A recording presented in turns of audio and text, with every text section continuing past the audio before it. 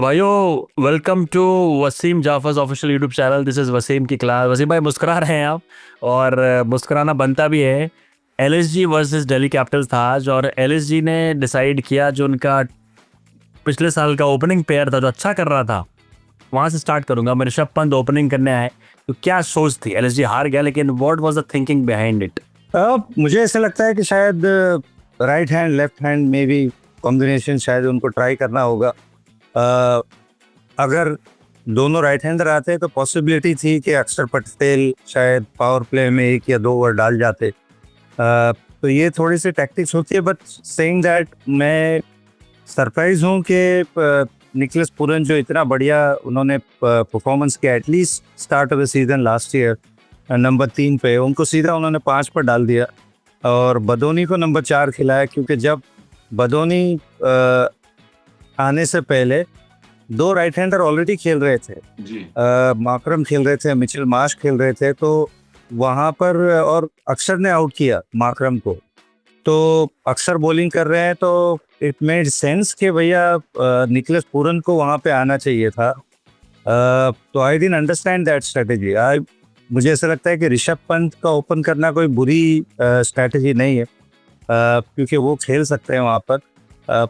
आपकी भी बात बराबर है कि क्योंकि वो सक्सेसफुल जोड़ी रही है। माकरम इतने अच्छे बढ़िया वर्ल्ड कप से आए हैं, बढ़िया परफॉर्मेंस करके आए हैं। टू ब्रेक दैट पार्टनरशिप थोड़ा सा ऐसा लगा कि थोड़ा सा स्ट्रेन सा डिसीजन था। They could have gone with Mitchell Marsh, Aiden Markram, और ऋषभ पंत में भी नंबर 3 पे आ सकते थे। Nicholas Pooran should bat at number 4 and then Badoni और एंड बाकी सारे बैट्समैन। तो वो स्ट्रैटेजी कुछ मुझे समझ नहीं आई। इनफैक्ट ऋषभ पंत पे ही मैं एक इनफैक्ट आपसे ऐड ऑन करना चाहता हूँ इसमें।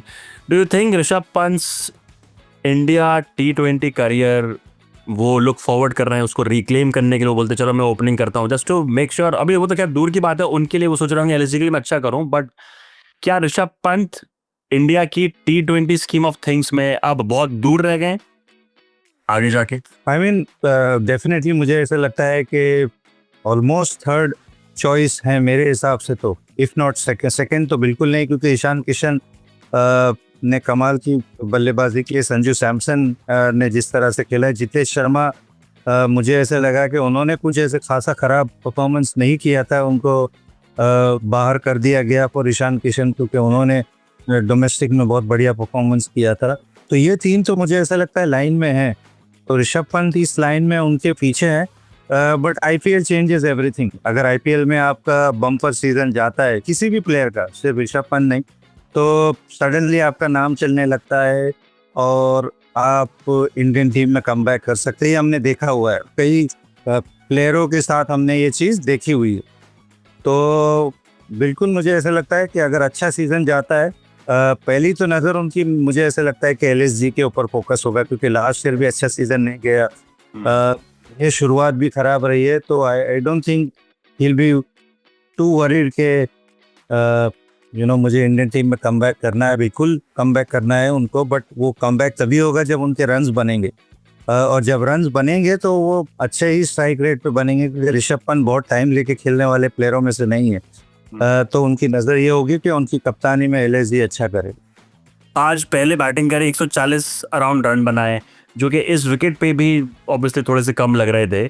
और उसके बाद दिल्ली कैपिटल्स ने अपनी हालत ख़राब कर ली थी, क्योंकि अच्छी बॉलिंग कर रहे थे। मोहसिन खान ने अच्छी स्टार्ट करी, Prince Yadav very impressive, again अच्छी बॉलिंग करता है वसीम भाई वो तो। ऑन एंड समीर रिजवी ने बचा लिया। रिजवी ने जैसे बैटिंग करी, तो दिल्ली कैपिटल्स को आपने आज देखा, तो दिल्ली कैपिटल्स की आपको क्या स्ट्रेंथ लगी? स्पेशली आई विल स्टार्ट पहले तो एलएसजी की बॉलिंग बताओ कि एलएसजी की बेस अटैक में मोहसिन खान एंड प्रिंस यादव को कैसे आप करोगे आज के परफॉर्मेंस में? स्पेशली कैसे लगे आपको ये दोनों? मोहसिन तो बहुत मुझे पहले से पसंद है, लेकिन उनसे इंजरी के कंसर्न्स रहे, बहुत इंजर्ड रहते हैं। एक प्लेजेंट सरप्राइज था आज उनको खेलते हुए देखना, क्योंकि लास्ट सीजन भी नहीं खेल पाए थे, बड़े इंजरी प्रोन है वो अनफॉर्चुनेटली। बट स्किल है उनके पास। ये हमने देखा, पहले 2 ओवर में सिर्फ 2 रन दिए थे, एक विकेट भी चटकाया था। उसके अलावा बहुत क्लोज बच गए थे क्रिस्टियन स्टब्स। तो उनके पास स्किल तो है, 140 के आसपास गेंद भी डालते हैं।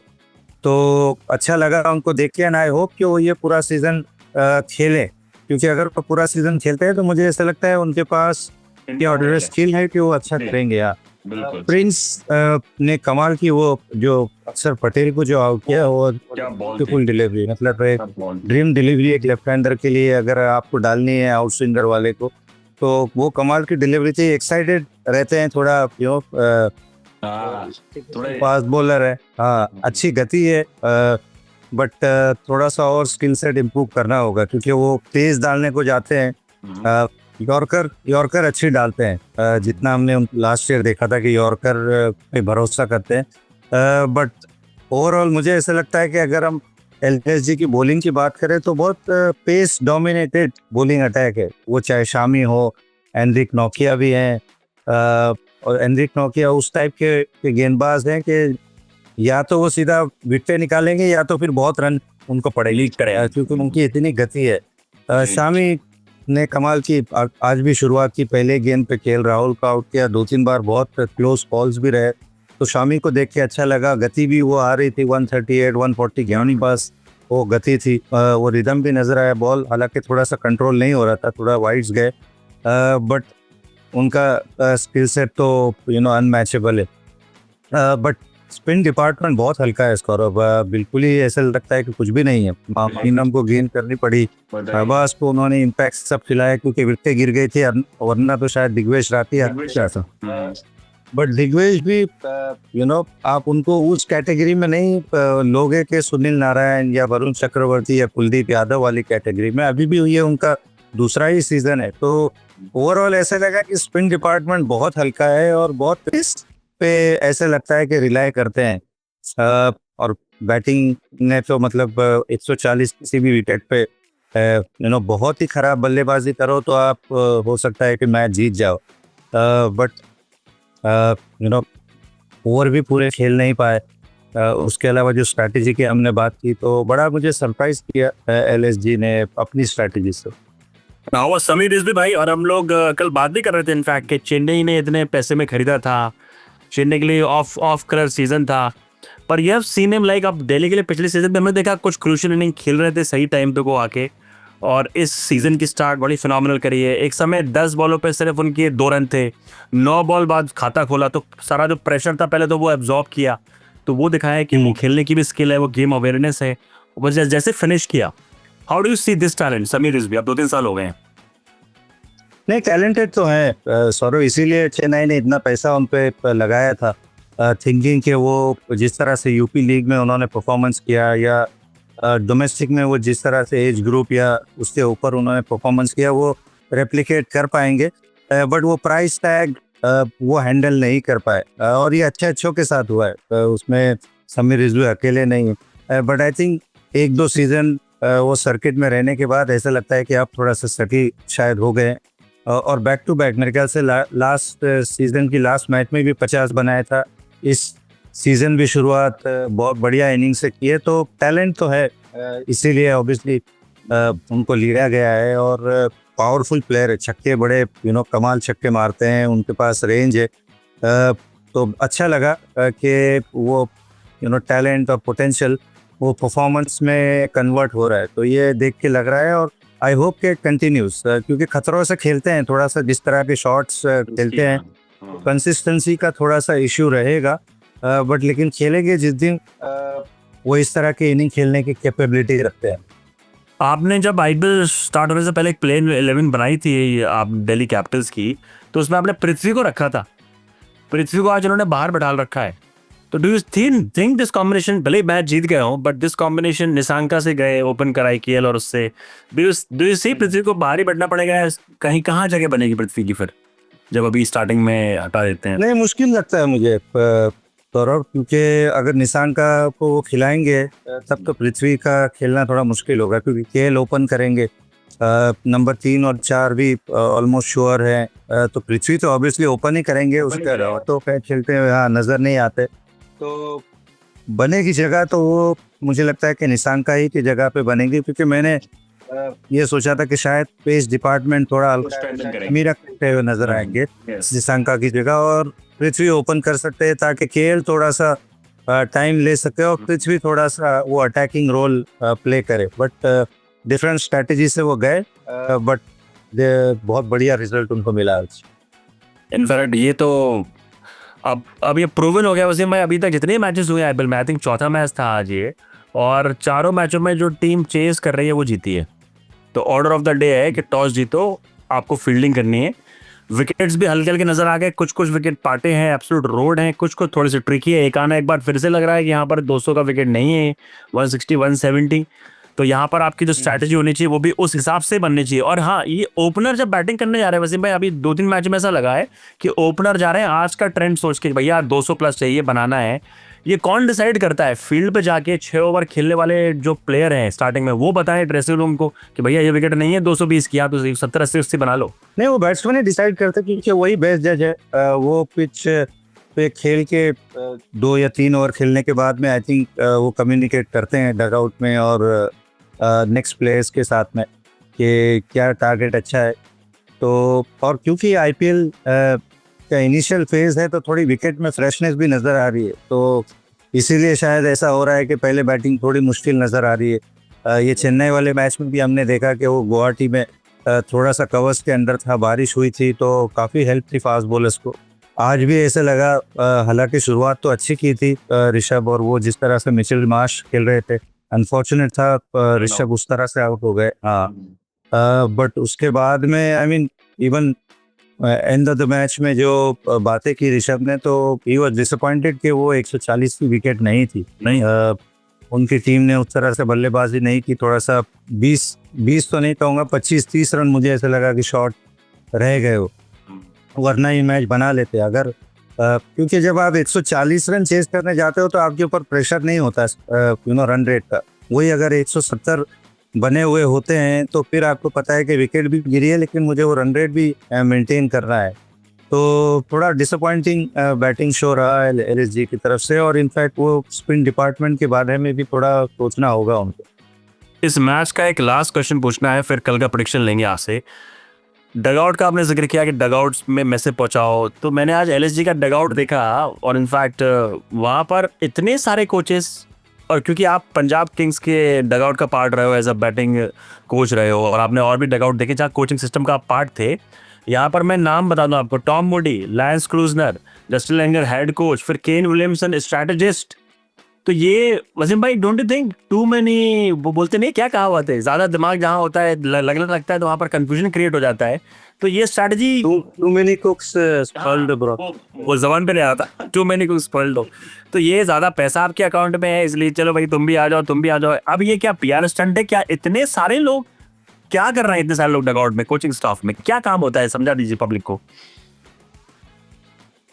आई मीन काम तो यही होता है कि टीम को हेल्प करे, प्लेयर्स को हेल्प करे, लेकिन सारे तकरीबन बैट्समैन है। आई मीन मैं उससे सर्विसिज्म के बॉलिंग कोच ऐसा रहा, कोई बड़े नाम वाला नजर नहीं आया। आई एम श्योर होगा कोई ना कोई। भरत अरुण, हाँ, भरत अरुण जी, वो मतलब काबिल कोच है, इंडियन टीम के साथ भी बहुत बढ़िया समय रहा है। बिल्कुल। तो हाँ, उनकी पेडिग्री तो अच्छी है।